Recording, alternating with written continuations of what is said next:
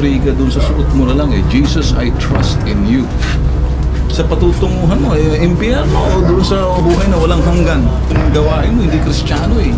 Gawain demonyo.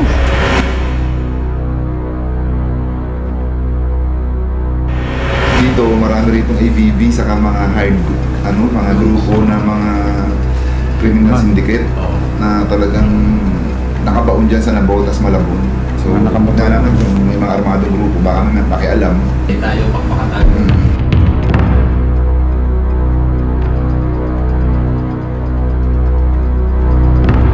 Dalawang kilometro lang ang layo mula sa target site. Unang hinintuan ng bitag ay ang gas station na ito. Dito, bumaba ang aming undercover at ang aming actress na buntis upang puntahan ang lugar na kung saan naghihintay ang aming target na si Dr. Romy Cuno. Dito, sumakay sila ng tricycle upang puntahan ang bahay ng aborsyonistang naghihintay. Maya-maya lang ay umusad na ang aming grupo at huminto. Sa di kalayuan, mga ilang daang metro lang ang layo sa aming target site. On the way na yung grupo natin, kasama yung mga taga-DPIU sa target site.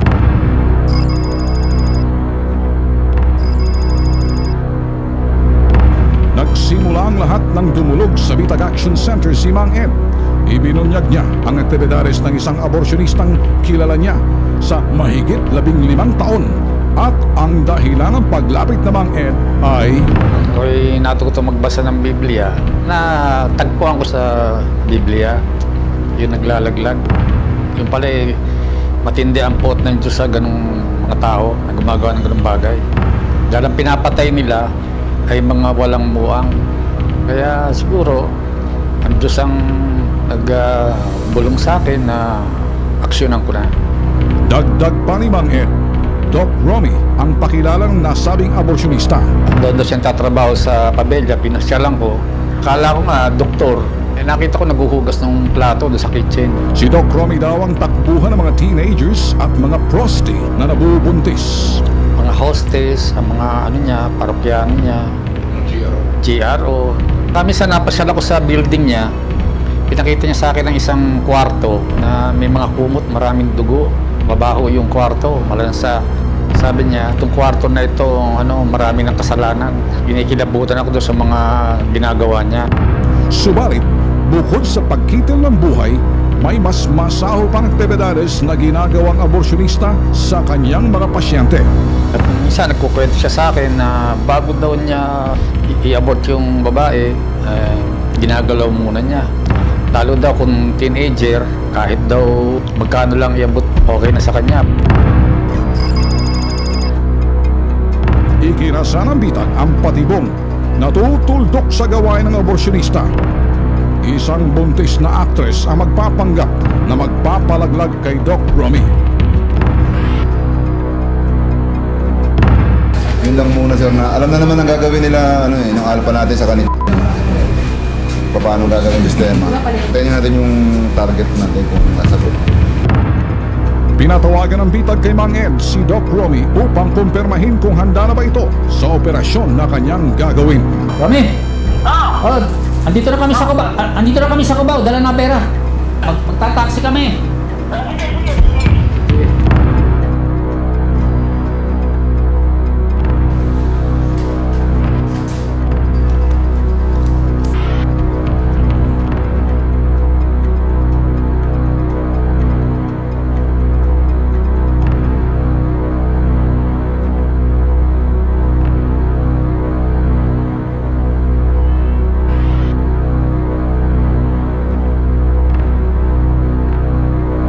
Makikita sa surveillance video na ito ang bitag undercover at ang actress na buntis na nakasakay sa isang tricycle.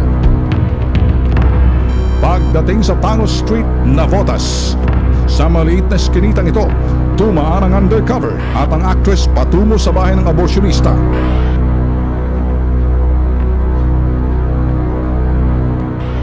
Sa gate pa lamang, isang babae na ang humarang sa aming undercover at sa buntis na actress. Dito, tanging ang buntis na actress lamang ang pinapasok sa loob ng bahay ng aborsyonista at ipinaiwan sa labas ang bitag undercover. So proceeding na tayo sa target site. Nag-miss call na yung aming undercover. Siguro a few minutes nandun tayo sa target site. So matik na lahat to. See how the operation goes. Nag-alala ang bitag at mga operatiba ng DPIU-NPD na baka mapahamak ang aming actress dahil mag-isa lamang itong pumasok sa loob ng bahay. Hindi na namin ito pinatagal. Ito ang mga sumunod na nangyari.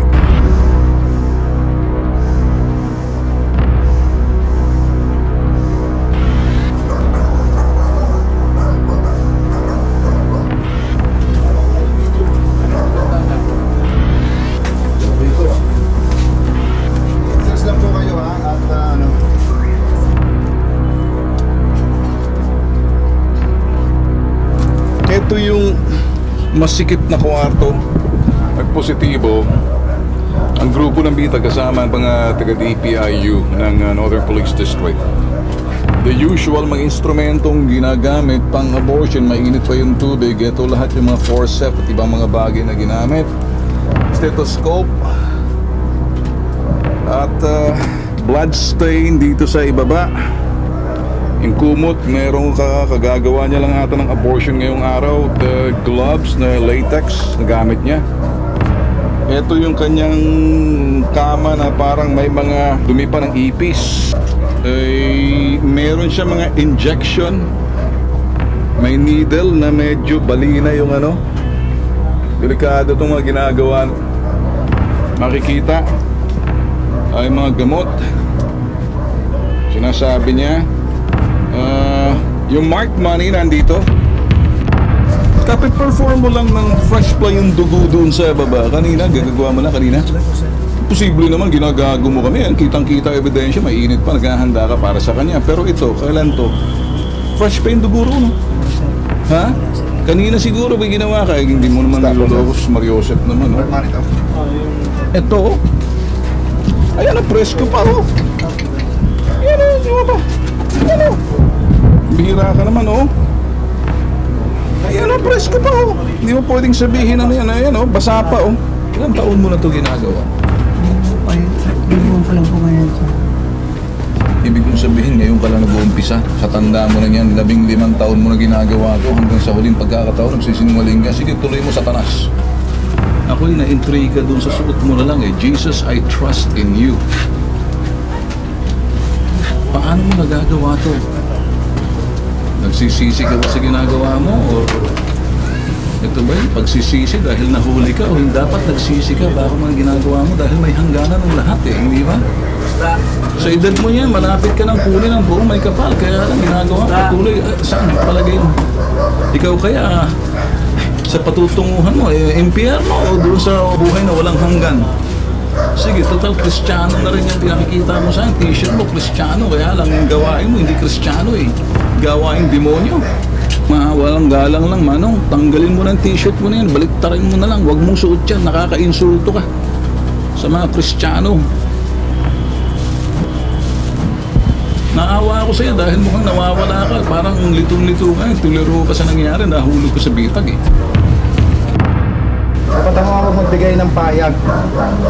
Dapat mo na magkaroon ng isang magaling na abogado na iyong nais. Hindi mo kayang bumayad ng abogado, ang pamahalang ang ibigay sa'yo. Hindi mo ba?